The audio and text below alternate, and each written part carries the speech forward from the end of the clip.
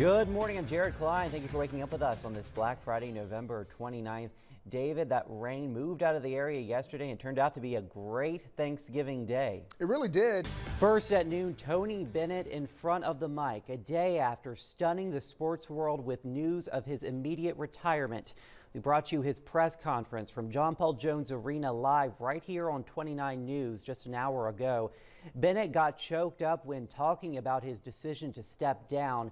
He cited changes in the college sports world like collective bargaining and said there needs to be change. A desperate search is underway at this hour in Augusta County. That's where authorities say 3 children were kidnapped while waiting for the bus this morning. Take a close look at their pictures here. The sheriff's office says 6-year-old Jelia Lewis, 8-year-old Jemiah Lewis, and 10-year-old J. Marcus Lewis were last seen around 7:40 this morning. Testimony has wrapped up in the bribery trial of Culpeper County's ex-sheriff.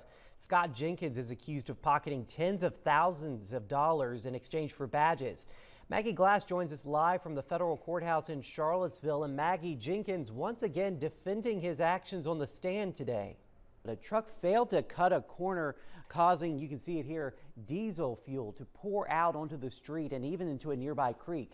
Kate Nectarline spoke with folks who live in Fifeville and shows us how the city is responding. An investigation is underway in Augusta County following last night's horrific crash between a train and a passenger van. 3 people were killed.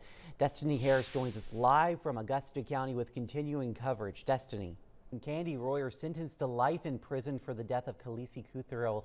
Maggie Glass was in the courtroom as that sentence was handed down this morning. She joins us live now with more. Maggie.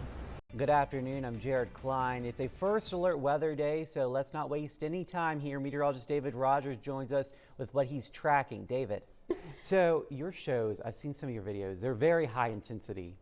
What is it like performing and how do you keep that energy up throughout the entire show? A pretty daunting task, all captured on camera. Highly skilled rescuers climbed 250 feet up a radio tower to rescue a man in crisis. Here's Uba Ali with the jaw-dropping footage. This is 29 News at noon. It is the final frantic day of the 2024 presidential campaign. Both Vice President Kamala Harris and former President Donald Trump are holding several rallies in key swing states as they try to win the White House. One of the most pivotal states, of course, is Pennsylvania. Polls show a dead heat there. NBC's Jay Gray is in Bucks County outside of Philadelphia with the latest. Well, just one day left. I'm Jay Gray, NBC News.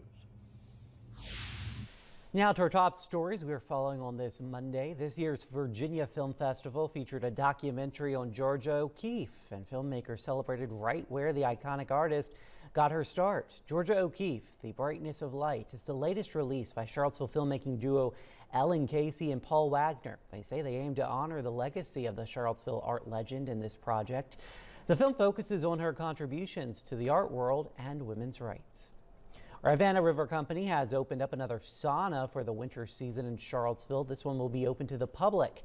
The original sauna will now be used for private sessions. Rivanna River Company's general manager says this is a great way for the community to relax and stay warm.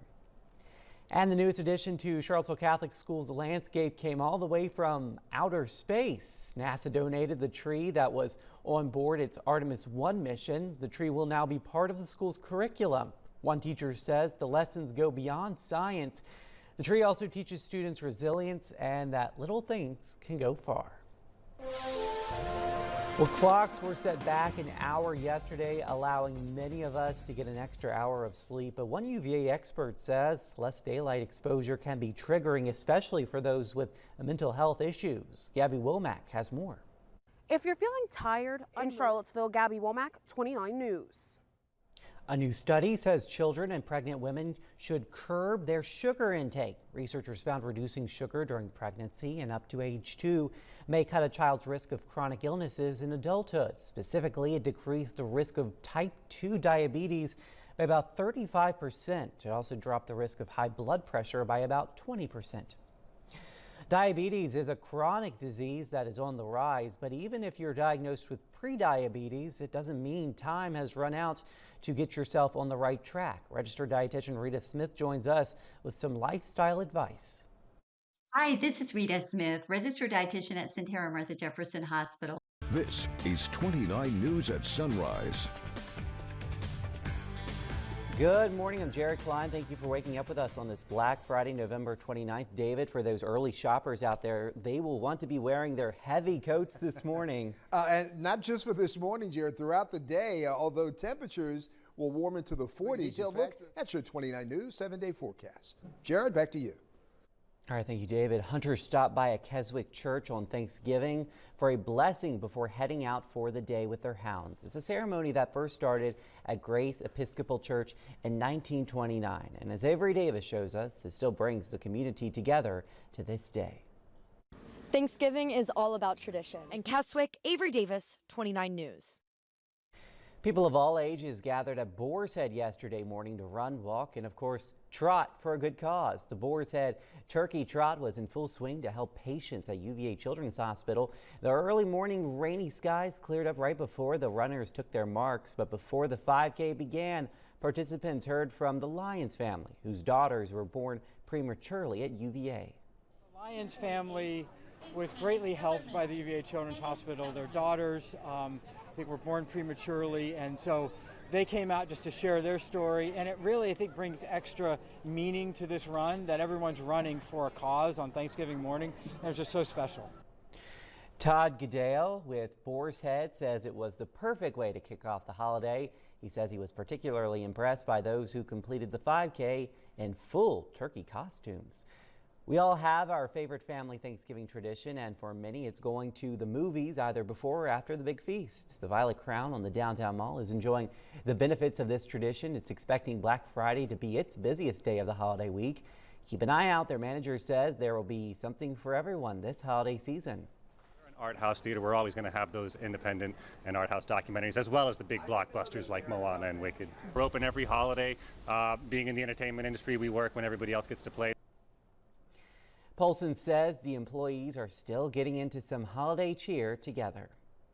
Black Friday is here and the sales are looking supreme. The price drops are especially big for electronics like TVs. If you've been dreaming of flat screens, now is your time to open your eyes. Consumer Reports has tips to get you the best prices. This is Marcy Whalen. Food banks across the country are sounding the alarm this holiday season. A majority of them are reporting increased demand in the past year. They say people are struggling despite some signs of a recovering economy. Find out why straight ahead. Here's a live look outside at 5:37 on our Friday morning. David is back in next with a look at our day ahead, what we can expect as we head out shopping at those local businesses. We'll be right back.